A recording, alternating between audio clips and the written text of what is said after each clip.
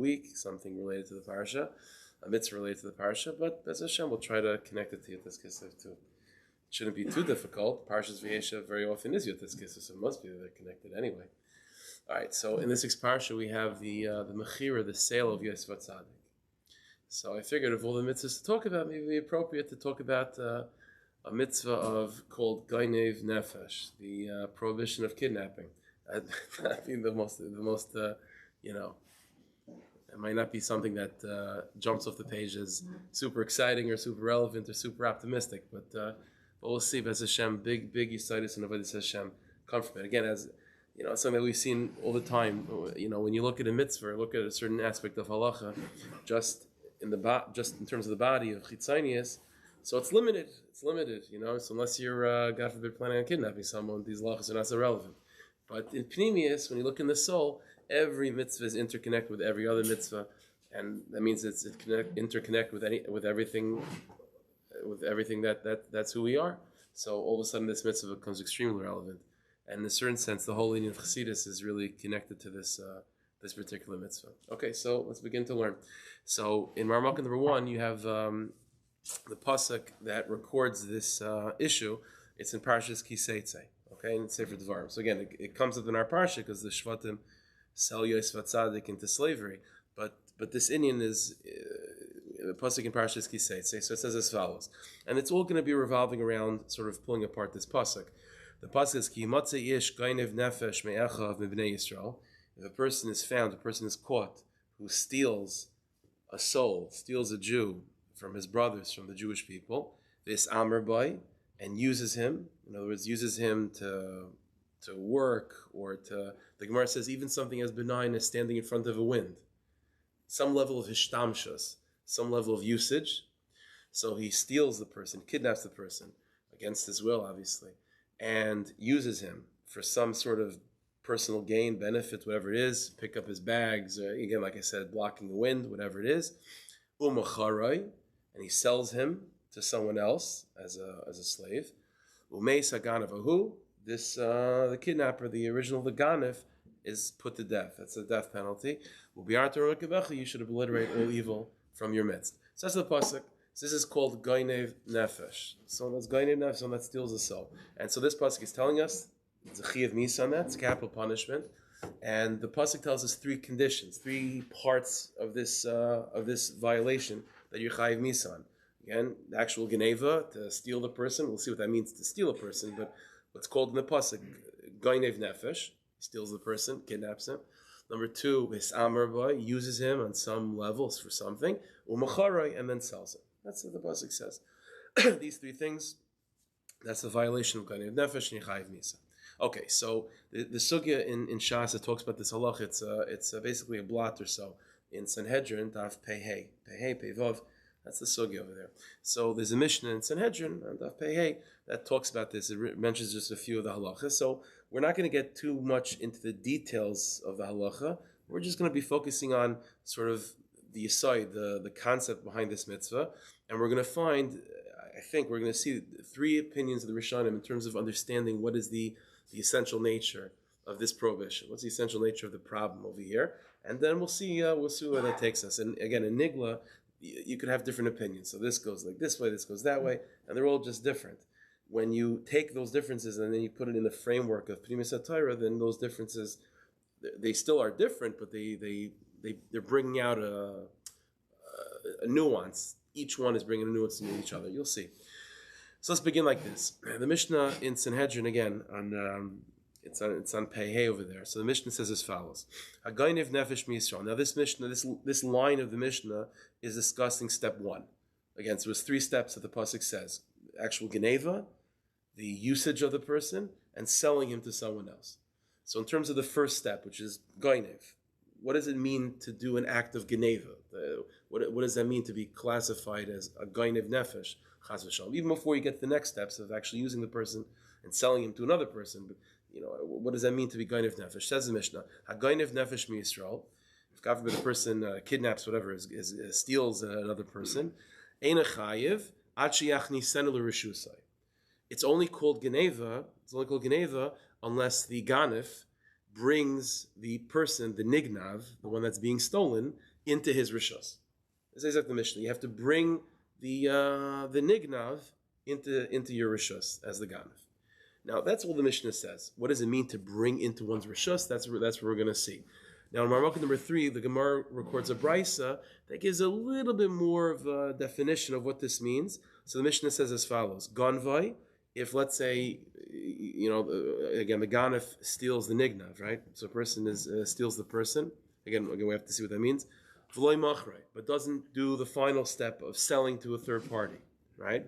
Or another situation, machrei, or let's say he does sell the person as a slave to a third person, but didn't do step 1 properly. And so he never went through that process of taking this abductee into his rishos. So even though he went through the next steps of using him to block a wind or to carry his luggage or whatever it is, and actually sold him on the slave trade to some other person, but he didn't do step 1 of being goinev nefesh, of bringing him into his rishos, then obviously there's other violations. The guy's definitely a bad guy, but in terms of chiyuv misa, he doesn't get because he's missed that step 1. So it says like the Mishnah. So to have step 1, it means you have to machnis the person into your rishos. That's what it means to be goinev. Okay, that's what the Mishnah says. That's what the Raisa says. Well, what does that mean practically? What does that mean to be machnis someone into your rishos, to bring him into your rishos? What does that mean? So this is where we have different opinions in the Rishonim. Okay, so in Marmukah number 4 is the Ramban. Okay, this is the Ramban on Chumash in Sefer Shmais. This pasuk that we started with Parshas Kiseitze is also mentioned in Sefer Shmais. And over here, the Ramban in Sefer Shmais explains what's going on over here. And a little bit of background. Basically, what we're going to see in the Ramban is as follows, is that the Ramban understands that the way to view this whole process of being goinev nefesh and so on, and then selling the person to a third party, and it's chiyuv misa, basically this is the same process as you would find with any object that you would steal. In other words, let's take a step back for a second. What does it mean to be a ganav? I want to steal a car, steal your cow, your whatever is your dog, whatever it is. What is that? What do I have to do in order to classify me as a ganav on regular objects that we usually think of as shaykh to geneva? So what does that mean? So that's just me, right? Okay, fine. So that's fine. So what does that mean? So in halacha it's like this. There's something that's called kinyan geneva. What does kinyan geneva mean? We know that if I want to, if I want to buy something from you, or you want to give me something as a gift, so just saying it's yours doesn't do anything. I have to be kind. I have to do a ma'aseh kinyan. What's a ma'aseh kinyan? An act of acquisition, right? Hagbah, pick it up, bring it into my rishon, do something, some sort of ma'aseh kinyan. Now, obviously, that's all normal and good when you're willing to give it to me. So fine. The Torah is mechadesh such a thing that's called a ma'aseh kinyan geneva, which is that if I do these acts, which under normal healthy circumstances would make me the owner of it, but I'm now doing it to steal it from you, then those acts is what makes me a ganav. So if I go into a person's home, right, and that's a nice little chair, I'm going to steal that chair, and I go over to the chair and I pick it up 3 tefachim off the ground. So if the owner wanted to give it to me, that would be called hagbah. That's called kinyan hagbah, and then it's mine. And then whatever happens to the chair, it's on me. It's my chair. It's no longer the Baal Bas's chair. But I'm not doing it with his permission. I broke into his house, and I'm doing hagbah as a ganav. Well, says the Torah, that ma'aseh kinyan now is called the ma'aseh kinyan geneva. You just acquire this chair to make yourself a ganav. And therefore all the responsibilities and the punishments, everything that comes with geneva just kicked in because you did a ma'aseh kinyan. That's what a ma'aseh kinyan is. So, for example, we have a halacha. There's a pasuk in Chumash, which is it's a parsha. It's a pasuk in Parshas Mishpatim. It's a whole sugi in Baba Kam. It's a whole discussion. It's called ganav u'machar. What's ganav u'machar? So the pasuk says, for example, if I go into your farm or whatever it is, you have sheep, whatever it is, I go into your flock and I steal one of your sheep and I sell it. So the Torah says that as a ganav, there are certain punishments that I get. But if I stole it and I sold it, I get even more punishments. Dalad v'hei, I have to pay 4 times as much of the value. It's gzer sakasv. Now, what does it mean to be so over there also you have 2 steps, right? So you steal the sheep and I sell it. So what does it mean to steal a sheep? I do a kinyan geneva. I have to pick it up. I have to schlep it to my house. I do something that if the guy the farmer was happy about it, it would make it mine. So I do that. It makes it mine for Geneva purposes. Says the Ramban, that's exactly the model that you have to think of when it comes to this sugya of Gainev Nefesh. That just as if I were to go into the person's home and I'm stealing his sheep, so I would have to do a Maisa Hagbah, a Maisa Kinyan, in order to establish myself as a Ganef over this sheep. And then if I sell it, I have certain punishments that are quadrupled and so on upon me, as the Gemara says in Baba Kama, because it's one thing you already stole it from me, and now you're sending it to Yehupitz. You're like, just turning the knife even more. You know what I'm saying? Like ishtarish b'chet, the lashon the Gemara is that if I steal an object, and then it's one thing, I already took it out of his rishos, right? I already stole it, and now I'm sending it even weiter. It's even worse. So says the Rambam, that's the model I have to think of over here. Meaning, when the Gemara says, when the Mishnah and the Brisa said that what does it mean to be a Gainev Nefesh? It means machnisa l'reshusai. He says the Ramban, it means a Maisa Kinyan. It means you go into the guy's home and you do a Hagbah on the guy, right? Or you do a Mashiach on the guy. Whatever Maisa Kinyan would establish yourself as a Ganef, if this was a chair, that's what you do to a human being. And if then after that you also use him a little bit for any sort of shemush, and you sell him, and what does it mean to sell? Also, no different than any object. How do you sell objects? With kesef, with shtar, buying and selling, commerce, monetary inyanim. That's what you do. All these halachas of monetary inyanim, of stealing and selling products and actual metaltlin and zachem like this, apply that to human being. That's called Gainev Nefesh. Now, but here's the chiddush. The chiddush is that none of this actually happens. In other words, when I go into the guy's home and I pick up the chair, I actually acquired it for the purposes of Geneva. And if you are willing to give me the chair, I'm mamish own it. If I go to you right now and I just pick you up and I say, l'shem yichud, I'm being kind to you, the whole thing is ridiculous. So it's an interesting halacha, because the halacha is this whole mitzvah is basically pretend as if this guy would be a sheep, and then all the and follow through with all the halachas of how to pick him up and so on.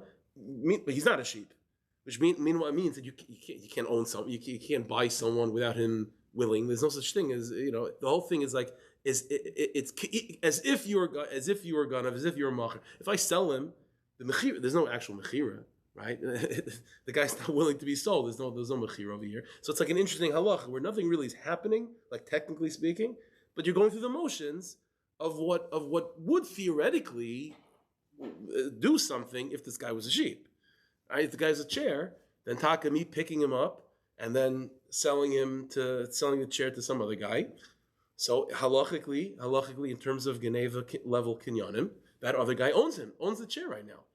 So we're going to pretend as if he's a chair. He's not a chair, and since he's not a chair, none of this is actually real. Okay, that's the halacha. That's the Ramban views it. So take a look at the Ramban in Marmak number 4. It says the Ramban, Hakasav zeh ba'olami. It's going in this pasuk. The pasuk is coming to teach us. Amasha sheninu.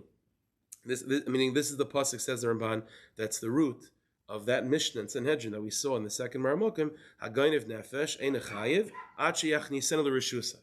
That a gainev nefesh, that first step, is not chayiv unless you bring him into your rishus. What does it mean to bring him into your rishus? Well, says the Ramban, what we're about to see. Amar b'Brisa, the Brisa continues, Ganvav loy machrai, if you did do that first step, but you didn't sell him, or machrai, or you did sell him, v'adainu b'reshusai, but you didn't bring him into your rishus, as that first step, pater. So what does that mean? Va'inyan, says the Ramban. The point is as follows: L'lamed shadina kidin shar ganavim b'mamen. That the way to look at this sugya is we're looking at it from a vantage point of regular geneva on objects. Happens to be he's not just an object, and therefore in the halachas of kinyanim and the halachas of even kinyani geneva, nothing is really happening. But that's the gzeres hakasav. Look, pretend as if, imagine this guy was an object. If the activities that you did to this person would make you a ganef, then that's called gainev nefesh, and you're chayiv misa. That's the Ramban. Shem tavachu machar. So, for example, by the case of the sheep, if I go into the guy's flock and right then and there, without picking it up, without doing anything, I shech the sheep, right? Or I sell it to some third person. So pater, I wouldn't be chayiv the additional obligations of the halach of stealing a sheep and then selling it. Why? Because they didn't steal it first. It means you have to go through step one. So it says the Ramban, but if I go into the guy's, what are they? I don't know what sheep place, whatever it is, farm. I guess that's what it's called. When you go to the farm, and it's been a long day. You go to the farm and you pick up the sheep. Right, it's hakba, or meshicha. I draw it out of the pen, out of the farm, or whatever it is, and then so that's already a maganef. That's called a ma'aseh geneva. That's called a kini geneva. If I then go and I shecht it, or I then go and I sell it to a third party, chayiv. That certainly I'm obligated the additional penalties of ganav u'machar, of stealing an object and then selling it, which comes with additional penalties. The cheinzeh. And that's exactly how you have to look at this situation. The Ganav has to be kaina this person with kinyan geneva. So let's say picking the guy up. Okay, so that's called hagbah. If this guy was a sheep, it would work. Fine. And then you sell him to a third person. Because this is what it means, that it's now found in your hand. It's now found in your rishos. In other words, again, in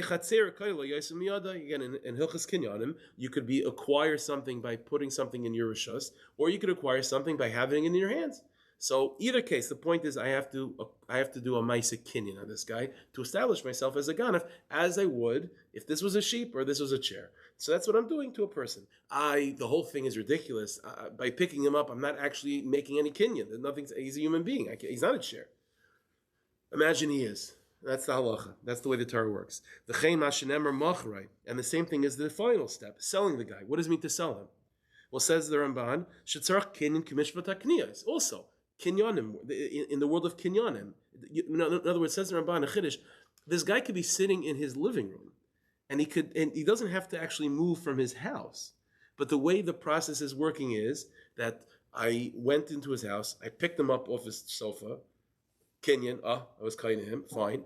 And then I text my friend who says, okay, you want to buy this guy for $100? Sure. He sends me the money, kesef, whatever makes a Kenyan kesef. And this he's sitting on his couch the whole time, right? Okay, in between I had him carry my bags for me, whatever it is. I did that middle step too. But it's all happening without him actually being picked up and moved anywhere. And not only so, practically, in a certain sense, something happened to him, and legally, nothing really happened to him. Again, he's not a chair, he's not a couch, he's not a sheep.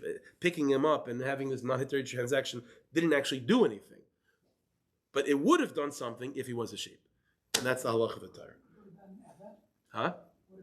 So an eved taka there kinyanim can work, but we're talking about a ben chayrin, a regular ben chayrin. You can't just go and decide to be kind to him, a regular Yisrael. There's such a thing as a person that wants to sell himself as an eved. There's such a thing. There's such a thing. When he wants to, when he's voluntary, I can't. There's no such thing as kinyanim to go on a person against his will. So such a thing doesn't exist. So he says, so the final step of selling also, you need a kinyan like any other kinyanim. Again, either taka taking him out of his house, that would be a ma'aseh kinyan, or do hagbah. So I pick the guy up off his couch for a second, and I call my friend Yankel. I'm going to sell him to you. So he's okay. Yankel's fine. I'll be right there. So he comes, picks him up. The guy's sitting there the whole time. He's not, okay. That's called ganav u'machar. That's called ganav u'machar. Im kain says the final words of the Ramban, and he says, there's nothing here that's new and different than what we find in the regular classic halachas of Geneva of objects. This is just the halachas of Geneva just being applied to a human being. When you apply to a human being, it means it's not really happening. Okay, kacha, but that's what the Torah says. You do something that if this guy was a chair, it would work. That's called chayiv misa. So that's what the Ramban is telling us, and it's pretty black and white, that the way to think of this whole inyan is this is Geneva. This is Geneva. This is a Geneva dika halacha. This is a Geneva dika violation. I stole this person. So listen, once I stole him and I picked him up and I did a kinyan Geneva, I'm already a ganav. I then double down on it, or not double down is not the right word. I increased the Geneva. I moved him that much farther away from the original ownership of himself by selling him to a third person. Again, this is similar to what we have a parsha in Shvatim. If I steal a sheep or if I steal a cow and then I sell it to a third person, I don't just have to pay back the cow and the sheep. I have to pay back 4 times or 5 times the amount. That's a Genevitic concept. The Torah says you're a Ganef, and now you deepen your Geneva by selling him to a third person. It's a Genevitic Inyan, and that's what's going on over here as well. That's the shit the Ramban. Fine. Yeah, what about that middle step? So that's true. That is a chiddush over here that we don't find with Geneva, that you have to do an act of servitude or something like that. The Ramban would say that's exersa kasav. You're right. It's a little bit funny, but the concept is similar to what we find by Geneva's Bana. Okay. Person to be not protesting, just like the sheep, who can't say anything. Well, no, the guy could be putting up a fight, but I'm bigger than him. So we're going to talk about that. We're going to see about that. Let's say he's sleeping. Right. So it's interesting. Theoretically, yeah. You can have no idea. Who's he being stolen from? Oh, that's a very good question too. So you're right. According to this, I mean, the whole thing is a little bit funny. Not only is the application from objects to person funny in Geneva terms because it doesn't work. Also, it's funny just stealing from who? What does it mean? Like, who owned this guy originally? I'm stealing from. It's himself. Yeah, he doesn't even know what's going on. So, like, what am I stealing? So that's also. So this is all a funny way of. But that's how our Ramban looks at it. We're going to see when we get to the end. We'll see how it comes back. This is all the world of the Ramban. Fine. Now let's move to a different camp, sort of the opposite extreme, and that's the world of Tosfos. To give a little bit of background, though, if you take a look at Maramuk in number 5, there's a Gemara in Sanhedrin. Now, this Gemara over here, also in the same blot, but this Gemara is talking about the third step. Again, until now we've been talking about sort of the first step. And now the Gemara over here talks about the final step, which is selling to a third person. And the Gemara says an interesting halacha. It says the Gemara, Reb Shimon Omer. Reb Shimon says, if you take a look at the first pasuk that we quoted from, so again, the words are, Ki motzei ish gainev nefesh, mei achiv mivnei Yisrael. Right? That if you catch a person who steals another Jew, who's gainev nefesh, from his brothers, from the Jewish people. I mean, so it's saying, meaning he stole a Jew. So that's what it says, B'nai Yisrael. What's the additional word, me'echav, from his brothers? So comes Rav Shimon, and Rav Shimon says, me'echav means, ad sheyetzienu mirshus echav. Says Rav Shimon, it comes to tell you that, it's interesting, that the final step, the third step, which is selling to a third party, that third party cannot be related to the person that's being sold. Me'echav. He has to be found at the end of the day, meaning after the third step is done and he's sold to some other else, me'echav. He's not by his brother. He's not by his brother. So in other words, if I go to, what I'm saying, I steal the guy and I'm selling him, who am I selling him to? The person I'm selling to can't be related to him. If the person I sell him to is related to him, that's not called the third step. That's not called the proper third step. That's the more, okay, it's just a concept based on the word me'echav. Finished. Comes Tosfos. Maramaka number 6. Tosfos over there says, one second, okay, so now Tosfos is dealing with something that the Ramban took for granted. Not, I should say took for granted, but took as an assumption. In the Ramban, in Maramaka number 4, he mentioned this a couple times. And the example that I've been giving is that, again, what does it mean to do that first step of Geneva? It means you have to do a Maaseh Kinyan. What's an example of a Maaseh Kinyan? So the Ramban kept on giving 2 examples. Bringing him to your Rishus like Mashiach, or Hagbah. You go to the guy's house and pick him up. If he was a chair, that would be good enough too. Tosfos comes in Maramaka number 6 and says, no, Hagbah is not good enough. Hagbah is not good enough. For step 1 to work, you don't think of it, says the Tosfos, in the model of the Ramban, which is Maaseh Kinyanim. Again, the Ramban is thinking Maaseh Kinyanim. Well, Maaseh Kinyanim, Hagbah is one of them, and Mashiach is another. But Maaseh Kinyanim. Says Tosfos, no, that's not how you have to think of it. You have to think of it, we'll see inside in a second, you have to think of it in the following way. I have to eventually get him, says Tosfos, to some foreign place that's so unfamiliar to him that he's mamish. It's not even that he's working by someone's house. That's not even related to him. That's the destination.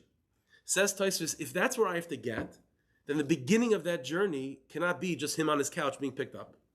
Says Tosfos, if in order to be chayiv, if step 3 means that he's mamish like how'd I get here? Mom, like completely, in someone else's house as a butler, not even anyone that he knows, that recognizes, known that's related to him, then the beginning of that journey has to be some level of movement outside his home. Says Tosfos like this: the Efshar Dim higbiai. If you go into the guy's house and want to do step 1, and the way you're going to do it is hagbah, picking the guy up. Afilu b'rishus bailim chayiv. So it could be, you would think that would be good enough. Kadesh l'kabe geneva, because that's something you find by geneva, which is what the Ramban held. The says Taisus, but Inami, but the truth, Inami says Taisus, no. Ahacha, the potter Reb Shimon machar l'krayvim, says Taisus. If you see by step 3 that even when he is sold, if he's sold to a relative, that's not good enough. So says Taisus, the beinin sheitzienu mershus echav, that he has to be mamish, be taken out of what? Of his brother's. He can't even be related. He can't even be sold to a relative. Kolshkin de rishus bailam haniklau. Then that means even step 1 can't be in the guy's own house.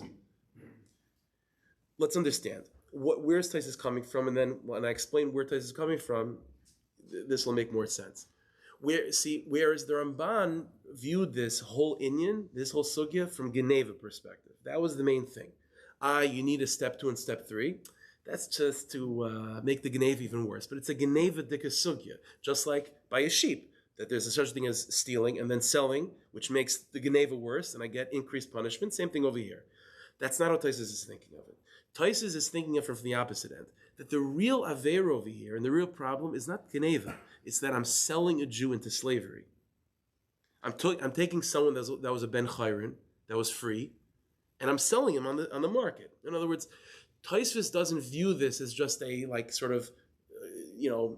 strange halachic thing going on in the guy's living room. No. As we'll see in a second, based on the Gemara, Taisus understands that stage 3 is not just when Reb Shimon said, let's put it this way, when Reb Shimon said in the Gemara that stage 3 means that you can't sell him to a relative, Taisus says that doesn't just mean that, officially who's buying him can't just be related. It means that he has to find himself as an eved, as mamash an eved. He has to be sold on the slave market. He has to be sold on the slave market. And not only that, he has to be sold on the slave market to someone that's not his relative, that's mamash going to treat him like an eved. So the way Taisus is viewing this is not that it's not a Geneva thing that becomes worse now that you sold him. This is really all about having a Jew that was until now mamash a free person, and he's now being put into slavery. So according to Taisus, this is very real. This is not a symbolic, halachic, if the guy was a sheep. No, this is a real thing. Something really happened to this guy. He woke up in the morning, everything was normal, and all of a sudden he gets kidnapped, and he's now sold into slavery. And so says Taisus, that's the final destination. In other words, in order to be chayiv, at the end of the day, what has to happen is that he's mamish sold into slavery. Well, says Taisus, if that's the final step, then the first step has to be that process. And so says Taisus, having him on his couch and picking him up, that's not good enough to say that you began a journey that eventually results in him being in foreign soil, in someone else's home, and mamish living as a slave. In order to start that journey, you have to literally take him out of his home. And so says Taisus, when the Mishnah and the Brisa said that you're only chayiv with step 1, ad shiachni senel reshusai, till you bring him into your reshus, says Taisus, it doesn't mean a halachic kinyan. No. It means literally you took him out of his home. But if you go into his home and do a halachic kinyan, nothing happened. Aleph and Beis. That's not extreme enough to say that you began a process that's going to lead in mamish in being a slave. Yeah, but if it's all about the destination, then who cares about the process being? So that's true. The Torah is, again, there's still Gzeras HaKasas at play. Right. So the Torah is still telling us that these are the steps you have to do, or that you shouldn't do, to be chayiv misa. But here's the point: we have these two bookends, Geneva, and then Mechira. The way the Ramban is viewing this is that this is all, the Iker is where it starts from. It's a Geneva Dika issue. And so once it's a Geneva Dika issue, then the Ramban already is now viewing this, okay, now let's go to Baba Kama. You know what I mean? Let's think in that viewpoint, that lens of Geneva. And so says the Ramban, so many things shift. So says the Ramban, first of all, it could all just be halachic. You know what I'm saying? Hagbah, I pick him up, my neighbor comes and he picks him up. And when Reb Shimon says, for example, that he can't be sold to a relative, it doesn't mean he has to literally find himself, in some other guy's house that's not his relative. It means whoever is officially doing the second Hagbah, can't be related to him. The Avera is making someone a slave that until now was not a slave. And that can be very real. If you sell someone on the slave market, that's a real thing. The guy can be screaming chai v'kaim, it says in Choshen Mishpat that you can't be kind to me. I'm like, okay, thank you very much. You're a slave. That's how you're living. You're living as an Eved now. And says Tosfos, that's the point. That's the Isser over here. And so and then the Torah says, okay, but in order to be chayiv for that, you have to have begun that process. You have to be the one to sort of, from beginning to end. What is the beginning of that? The beginning of that is not picking the guy from his couch. The beginning of that is schlepping out of his home. That's the beginning of that. That's what Tosfos is saying. So it's a whole different perspective. Again, in the Ramban, this is a geneva. It's an isser of gainev nefesh. In Tosfos, this is not a gainev nefesh. This is umachroi. This is an isser of selling a person into slavery. And just that alone is a terrible, terrible affair, as we'll see in a second. But if you began that, if you were the one to also begin that process, then you're chayiv misa for that. What does it mean to begin that? Well, to begin that's an avodah. That's not just in the guy's own house. I begin the journey to get him there. He has to leave his home, and if I did that, that's called gainev nefesh. This gets this from the case of Dalet V'Hei? So no, this is not unrelated to Dalet V'Hei. Dalet V'Hei could be within the guy's farm. The case of Dalet V'Hei has also Shina, right? You could do such a thing, but it doesn't have to be such an extreme thing. I'll show you where Tosfos gets this from. You'll see in a second. Okay. No, we don't find such a thing. Did you call this Geneva, Tosfos? So the pasuk calls it Geneva, so you can't really avoid that term, but but that's not how he's looking at it. You'll see in a second. You'll see in a second where it's coming from. Take a look at Marmukah number 7. Now, get a little background before we read this Gemara. We know there's a classic rule in halacha when it comes to Yidden. We'll see by Gaim, it's not so much, but by Yidden, there's such a thing is that when you cannot have capital punishment, or for that matter, any punishment in Bezdin, unless you could point to a particular pasuk that the person, an avera that you violated. In other words, you'll never have such a thing in Chumash where it says, if you do this, you get this punishment. You have to have a pasuk before that telling you you're not allowed to do this. And if you do it, this is the punishment. So whenever the Gemara has a pasuk which just seems to tell us a punishment, but the Gemara, the question is, Aina Shemanu. Okay, I hear the punishment as har minayin. What's the pasuk? What's the official pasuk that says don't do this? So the same thing over here. Marmukah number 1 that we started with is a pasuk that never told you you're not allowed to do this. It says if you do it, it's capital punishment. So says the Gemara like this. Marmukah number 7. Azhara l'gainev nefesh minayin. So fine, in all of Chumash, where is there a pasuk though that tells you you're not allowed to do this? So it's interesting. So says the Gemara, 2 opinions. Rabbi Yoshia says, Milay Signaiv. One of the Aser Sedibris, right? One of the Aser Sedibris is don't steal. And as the Gemara explains, when it says don't steal over there, it's not about money. One of the classic ways of interpreting Chumash is Dover Halamim Minyanai, to take a pasuk and to learn from the context. The context of those psukim of Leisignav it's surrounded by things that are capital punishment. Leisinaf, right? Or Avodah Zara. I mean, the Aser Sedibros are big things. So says Rabbi Yosha, when it says Leisignav, it doesn't mean not to steal objects. It means Leisignav nefashos, not to kidnap. That's what Leisignav means. It says Rabbi Yosha, so that's the pasuk. That's the prohibition that you're in violation of that legitimizes the capital punishment. Rabbi Yochanan says, no, there's a different pasuk. Milayimkru memkeres eved. It's another pasuk, also in Parshas Mishpatim, completely unrelated thing. The pasuk over here is talking about an Eved Ivri, legitimate Eved that you own, happens to be Jewish. It's a chiddush. Says the pasuk, Lo yimkrum keres Eved. You're not, if this Eved Ivri is being sold, and he's supposed to be sold, Bezin is selling him, whatever, or he's selling himself, it's fine. Says the pasuk, Lo yimkrum keres Eved. Don't sell him like you would sell a Goyish slave.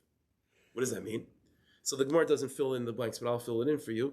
It means that the Rambam articulates this in Hilchas Avadim, that when you're selling an Eved Ivri, it has to be done with kavod, there's with dignity, b'tznius.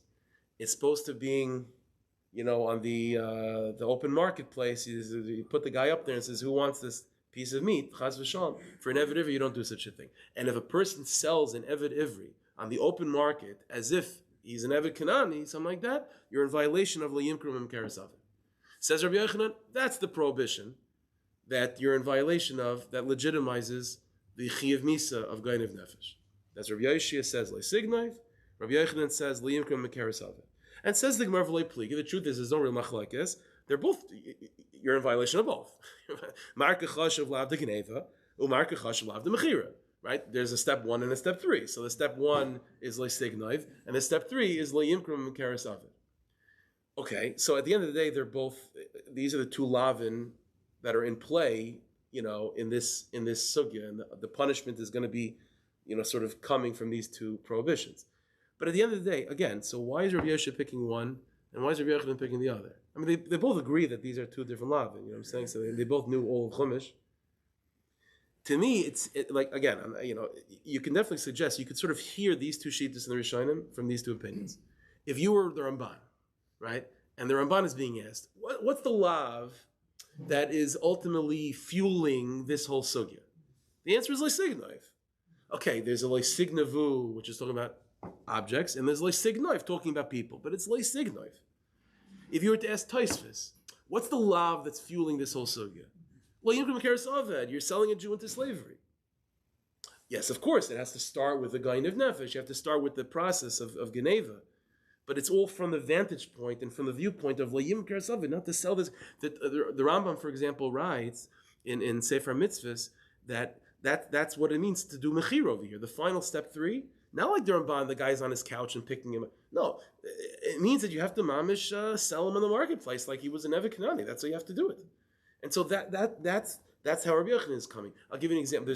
I didn't quote this for you, but there's another Gemara later on in Sanhedrin where the Gemara, it's a complicated discussion back and forth, but basically the Gemara is trying to figure out whether, like, how to sort of relate the step 1 with step 3, something like that. So for our purposes, Rabbi Yochanan says it's Rabbi Yochanan.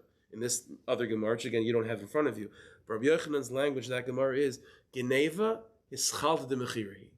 That stealing the guy is the beginning of selling him. It's the beginning of selling him. And that language of Geneva ischalt de mechiri is very relatable, very understandable in the world of Tosfos, which is, and Rabbi Yochanan was the one that, if you want to pick a lav, Rabbi Yochanan said, Liyim v'yarz Oved, selling him into slavery. If the Inyan is, again, you're establishing this person as an Eved, then again, Geneva is the first step towards that process. If I'm looking at the other way, that Geneva is the main thing, and just selling him is sort of just puts salt on the wound, then Geneva is not the beginning of Mechira. Mechira is the end of Geneva. Rabbi Yochanan says, no, Geneva is the beginning of Mechira. I mean, these are the different ways to view it. And again, it's fundamentally different. According to Ramban, that we're looking at it from Geneva's perspective, nothing truly is happening. Again, it's all just ki'ilu, if this guy was a chair. In Tosfos, this is very real. The guy's waking up an Eved. I mean, this is a serious thing. That's a real zach. That lav, that's real. That you sold him into slavery. The guy could be screaming chayvekayim and chayshmish, but it's not chal, but it's chal. You know what I mean? That's the way it works. So these are the two shittas. Okay. Then there's a third opinion, and we're going to move and we're going to get into the Pinimis. Remember, it's still Yotas Kislev. So okay. So there's a third opinion, I think, and that's the opinion of the Meiri. Until now, again, we've had two options over here, and they're both basically hyper focused on the two prohibitions. Either because that we know the rule is that if there's a punishment, it has to be preceded by a prohibition. Which prohibitions are in play in this whole sugya? Well, it says the Gemara 2, Leisignov and Liyim Krumim Keres Aved. Okay, so the Ramban focuses on the Leisignov issue, and everything is viewed from that lens of Geneva. Tosfos views it from the lens of Liyim Krumim Keres Aved, and everything's viewed from that perspective. There's a third opinion, at least I think, which is the Meiri and the Rambam. You'll see in a second. And I'll tell you outside. The Meiri introduces us to a new idea, I think, which is that it's true that you technically need these prohibitions in order to have a punishment. But don't think that the prohibitions have to be defining what the punishment is about. Whereas you technically need, it's like a technicality.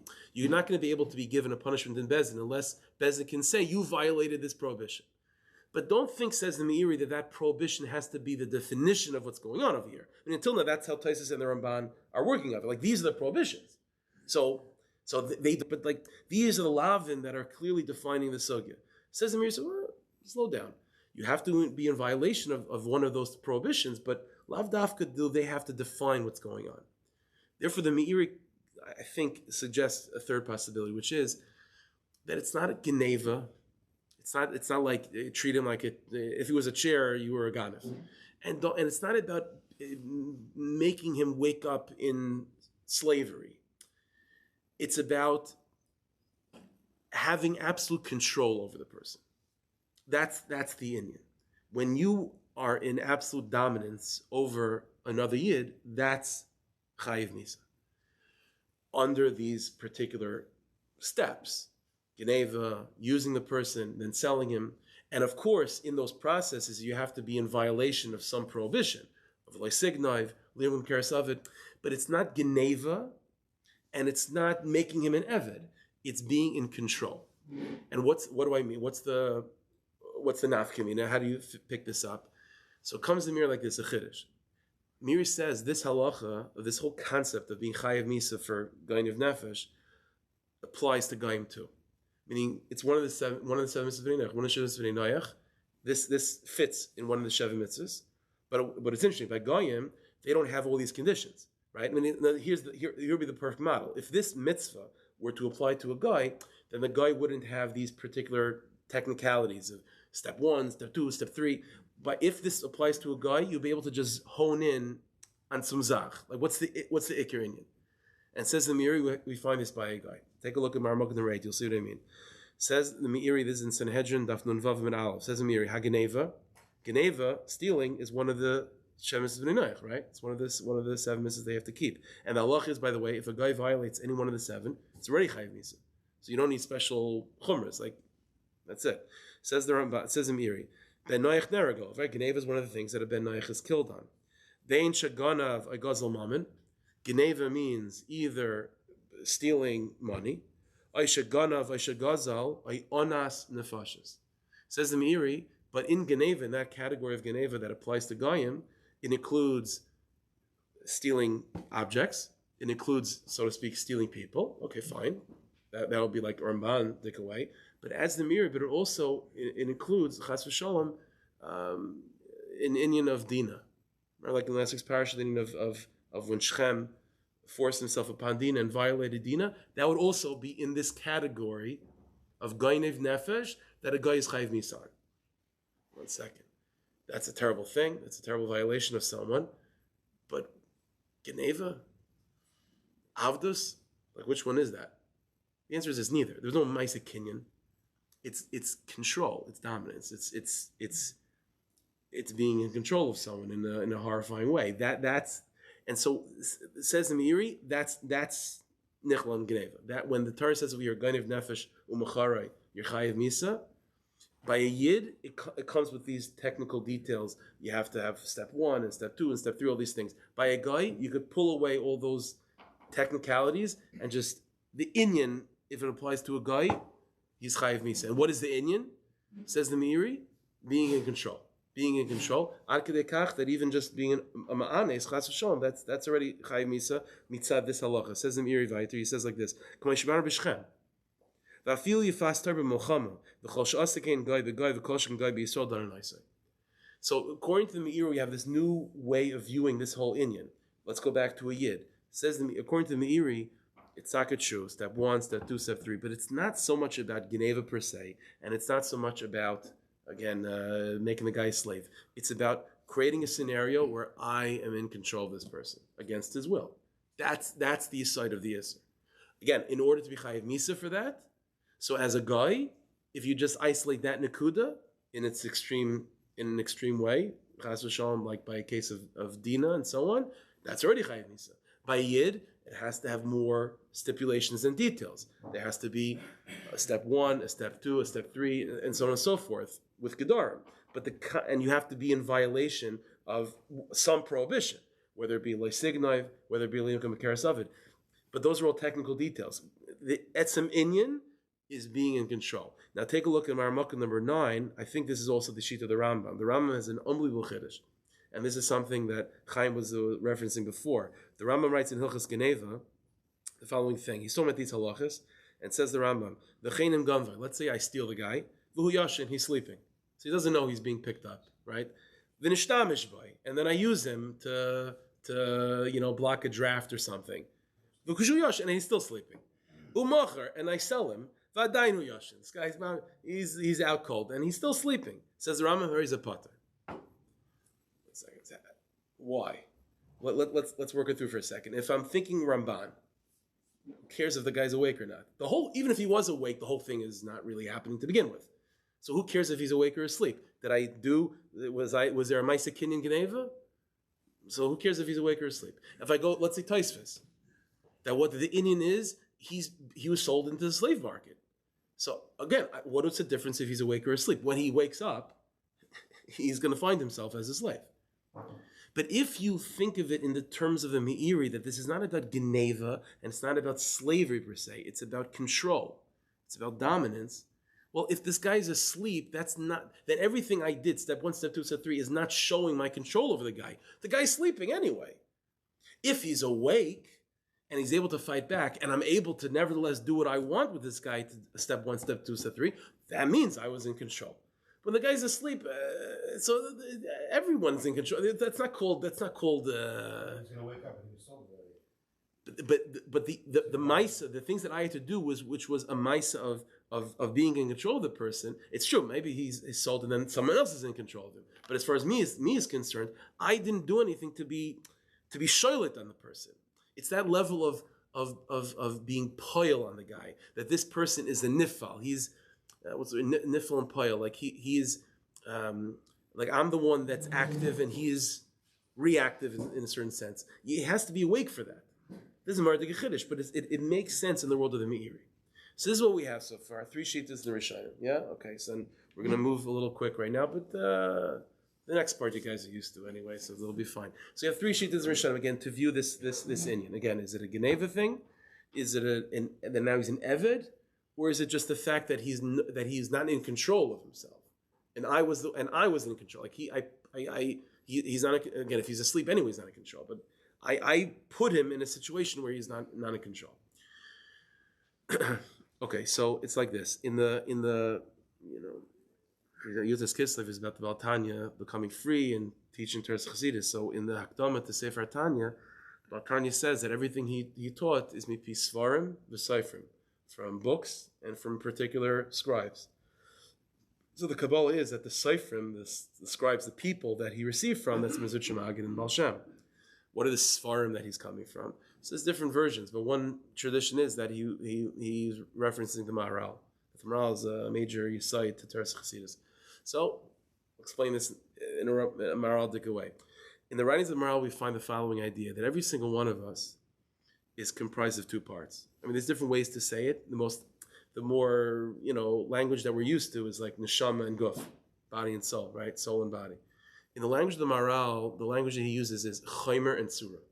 Chaymer and surah. What does chaymer and surah mean? Again, you could translate it as like neshama and guf, but more technically, chaymer and surah means what you can't put your finger on, soul, something beyond, something untouchable, something otherworldly.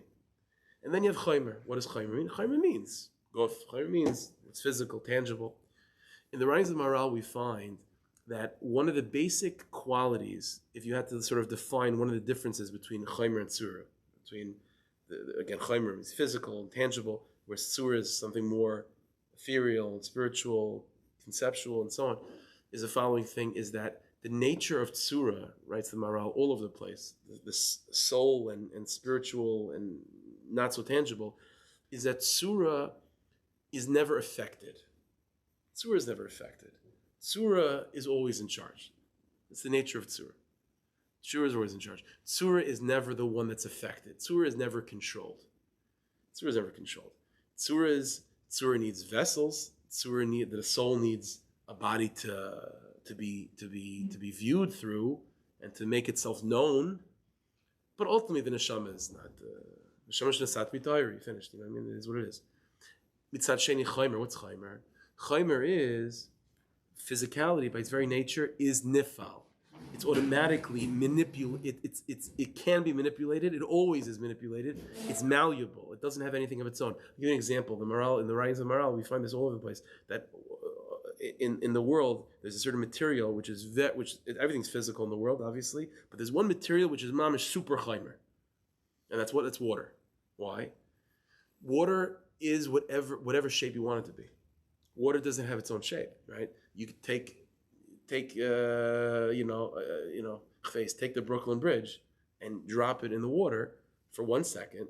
It'll take on the shape of the Brooklyn Bridge, and then the Brooklyn Bridge is gone. Water is whatever you want it to be. If it's on a tilt, if the ground is on a tilt, it'll go down. If it's on a tilt, it'll stay flat. You want to put it in a glass, in a glass that's a square, it'll be a square.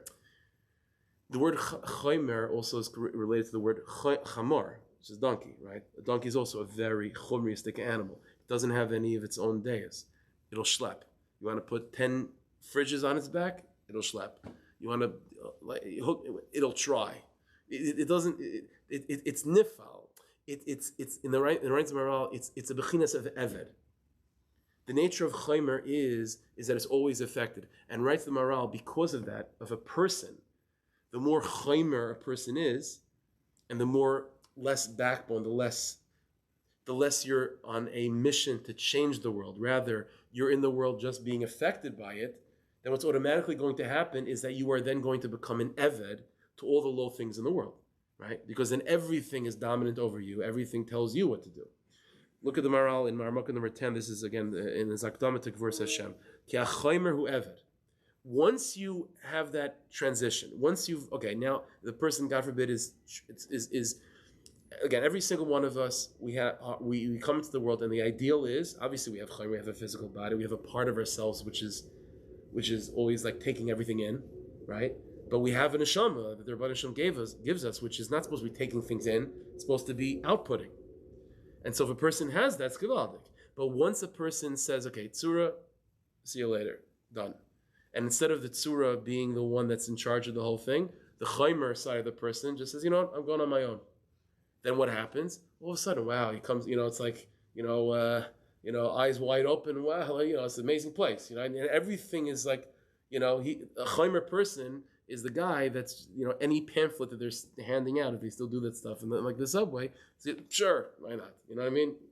We're all lizards, I believe it too. Oh, we're not lizards anymore? Okay, fine. Like it's completely nifal. And when you're already a nifal, then everything is telling you what to do, and the person's going to descend to very, very low places. Ad kedei kach, that they completely are no longer, that they become an eved to the lowest things. And the Gemara defines an eved as what? As tes ka b'niyaf, yud ka b'niyaf, that they're bali taiva, and all these things. Because again, that comes from once you transition from surah to chayim. So we have this process. What initially is supposed to be is what? Is that the tzura is the one in charge of this whole thing. And the chaymer, the physicality of who we are, is just there to allow the tzura to shine. That's a tzaddik. But what happened? How do you move from a tzaddik to a rasha, chas v'shalom? Like in the Sefer Tanya, tzaddik, rasha, and beini. So the answer is, a tzaddik means the tzura, it's all about the tzura. And the chaymer of who the person is just there to give expression to his tzura. That's gevaldik. And wherever he looks, instead of the eyes being a window that things come in, it's like Reb Shimon's eyes, nasan by einav, that he puts his eyes on something, and that thing is affected by his vision. Right? Eyes are a perfect example of this. In Chazal, we find that eyes can be a way that things come into you, or maybe that window is itself a way for your neshama to express itself outward. If the tzura is in play and everything is tzuradik, then the tzura is always activating on the world. But here's the process. The process is that's gevaldik, you're a tzaddik then. But then there's something happens which is called geneva. So you're certainly stealing a person from who? The answer is the tzura is what's in charge. Once a person disconnects himself from the tzura, then all of a sudden the chaymer has been stolen from the tzura. The chaymer has been stolen from the tzura. The body has been stolen from the neshama. The neshama is supposed to be in charge. In other words, this sugya of gainev nefesh u'macharai is the process through which a person can chas v'shalom descend from tzaddik to rasha. And all the different shittas in the Rishonim that we just went through, Taisus, Ramban, Miri, and so on, are sort of describing this process in different stages. the Ramban described this Indian, this sugi is what? Is a Geneva. So yes, Geneva from who? Like, what does it mean? The answer is, think of it in the following terms. The aver over here is not just this particular scenario. This is a lens through which you can view a process of a person descending into a low place, and it starts with what? With his body being stolen from his neshama, from his physicality, from his chaimer being stolen from the authority of his tzura. The person doesn't feel that anything was taken away, but his neshama feels that way. Once the guy wakes up and says, you know what, I'm doing my own thing, and the body says, you know what, my Donnie was a nice thing, but I'm not interested anymore. That's not that we think of that, okay, the person just is doing something wrong. No. A Geneva just took place. Because what's supposed to be is that your chaimer is under the ownership, so to speak, and the control of your tzura. By disconnecting, by ignoring the tzura, by ignoring the neshama, that begins all the problems, and that's a Maisa Geneva. Now, once you have isolated the guf from the neshama, so to speak, the chaimer from the tzura, then automatically the chaimer is what? Is the nature of physicality, like we said, by water or by a donkey, is a what? It's that it's always affected. It's never in control. It's always looking at everything it sees, it's being affected by. And that's what the Rambam and the Meiri are pointing out, is that the problem over here is that this person is being dominated. This person is being controlled. He doesn't have his own control. Again, this entire mitzvah is a storyline of a person descending into Averos. That's the process. But it starts with what? It starts with the Ramban, which is there was a Geneva that took place. Because it started off, the neshama was in control. And what happened? The body was stolen from the neshama.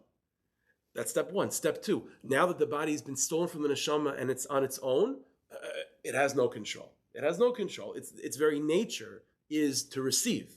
Its very nature is to be dominated. Its very nature is to be affected. And that's the world of the Meiri and the Rambam, which is that the point over here is that the person is dominated. Now, once you have those two steps, disconnected from the neshama, step two, and he's taking in everything, then it's only a matter of time until you move to step three, which is he becomes mamash an eved.